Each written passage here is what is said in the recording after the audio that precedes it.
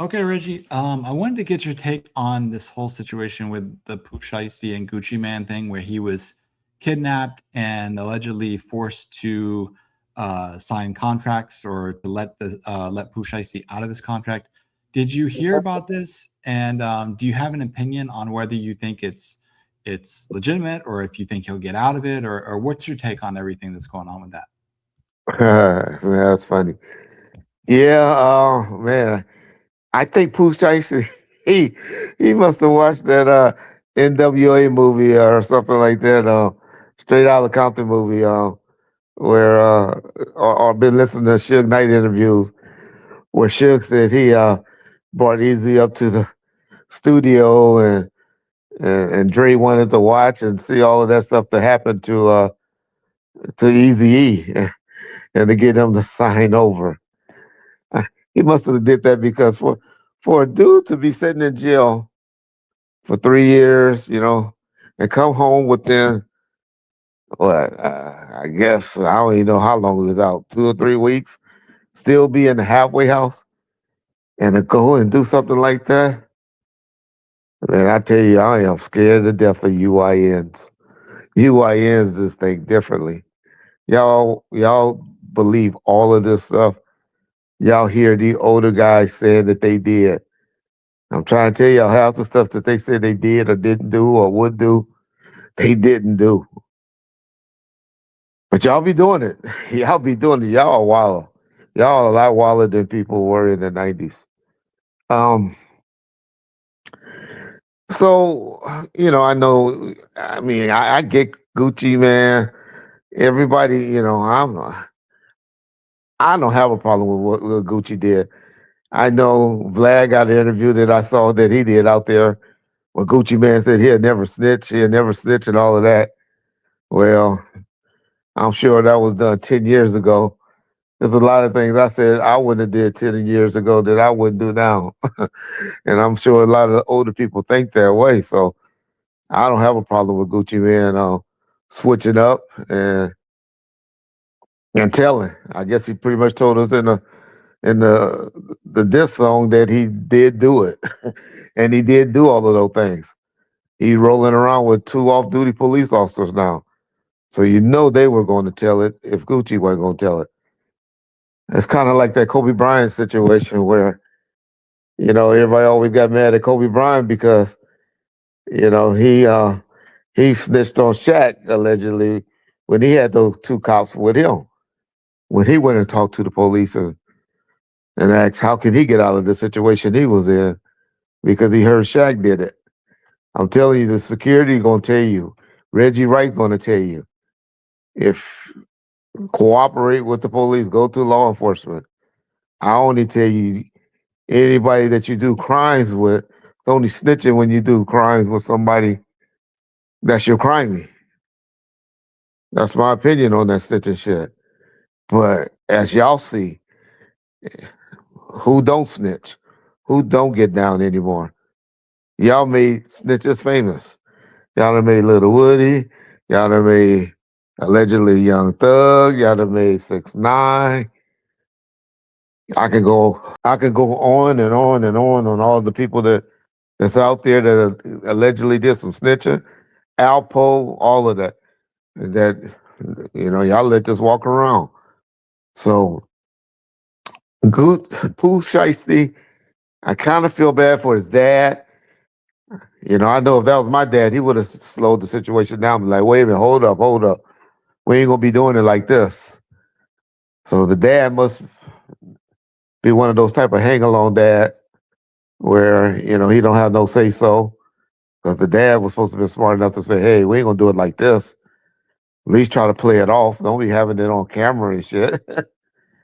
But Pooh Shiesty, man, I know when you have a number one hit song out and you're doing all of that, you want to renegotiate your contract.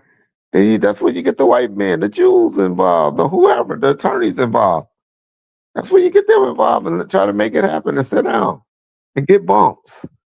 Suge did it for Tupac, right? He said if you do X amount of record sales, you'll get a better percentage.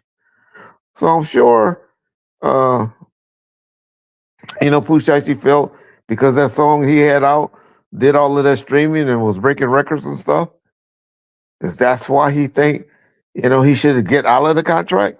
I remember used to tell y'all there's a term that Suge used to always call, I ain't gonna fat no frogs to feed the snakes, which means I'm not gonna blow somebody up or get somebody fat and then the snakes come pull it for you. Gucci took a chance on the man and then it it blew up. Shit, I bet there's a lot of artists that Gucci done signed that didn't work out for him. And so when you get that one or two or three artists that it does blow up for you, you're not just gonna let them go for free. The person that agitated all of this stuff is that dude Gotti from out there by offering telling him, you get out of your deal, I got $15 million for you. Yeah, yeah, okay. I got $15 million, you get out of your deal. Yeah, okay. Which he's the one that's really kind of agitated this situation, in my opinion. But it's unfortunate. This man gonna do about 30, 35 years. Hopefully his daddy, I was glad to hear that his daddy got out, probably on home confinement or something like that. Because the daddy gonna be the number one witness against all of them, unfortunately, because the old people just can't do that time, y'all. Hopefully he'll fall on the sword like I did for my daddy. And Gucci, because Gucci is not Gucci. Pooh Shiesty got problems, y'all. But I don't have a problem with what Gucci did. I don't, y'all know, but y'all say because you ex-cop, you this, whatever. Gucci invested in the man. The man didn't have to trick him and do him like that. The way you do it is you take the man to court. And you should have put him in the system, in the court system. You don't go do that old 90s shit. Watching the old Suge Knight tales of the tales that he's telling on interviews or whatever y'all saw portrayed in the movie where he said what he did to Eazy-E. Because as soon as I heard that, I was like, oh, man, there's some of that Death Row Eazy-E bull crap in 2026. You can't do that in 2026, y'all. They didn't have terrorist threat laws and stuff like that in the 90s. You used to only go to jail for threatening people over the phone. In California, it was called 653 MPC, and that was only a misdemeanor. And then they came out with a law called 422 PC, with just terrorist threats. $100,000 bill, which was crazy back in the mid 90s, late 90s. So that would be my opinion on this whole situation. I wish they would have handled it correctly, like white folks, and take them to jail. Still doing that nigga bullshit. And when I'm saying them, I'm talking about Pooh Shiesty and his crew. Gucci was just trying to be straight up.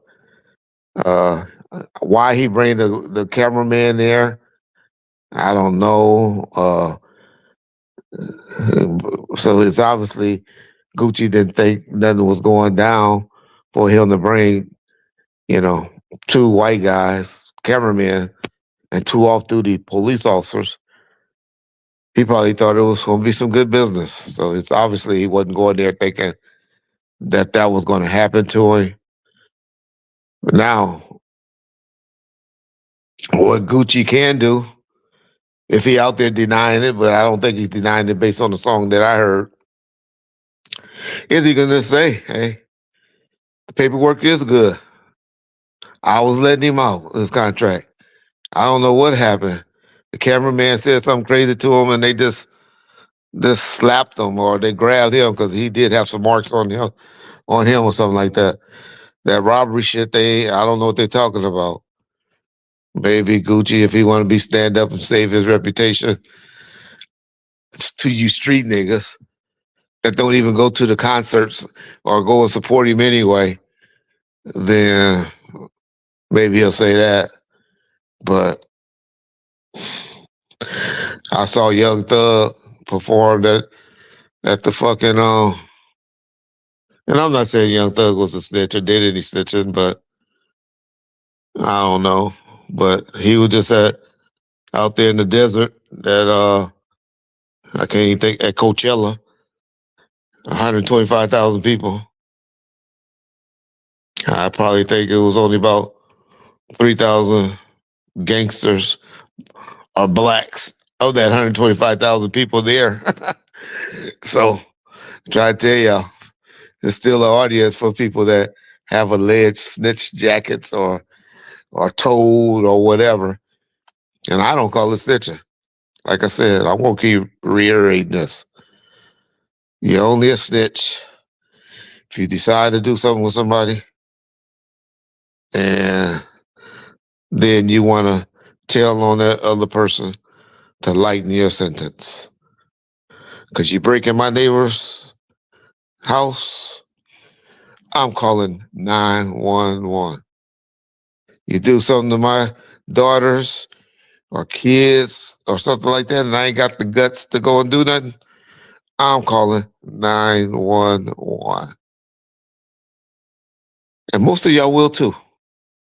All of y'all be up there hollering, I'm going to do this, going to do this. It's because you ain't never been in that situation, is why you saying that BS. So I only want to hear from people that been in those situations and say what they going to do. They don't want to say, this is what I would have done. This is how I would have do it. Because like I always tell y'all, I don't know very too many people that ain't never got down before. Reggie, real quick, while I got you, did you happen to see that the Tupac estate put out a 30-year anniversary version of the All Eyes on Me vinyl, and they like redid the cover and all that? Did you see that on social media or no? I saw it.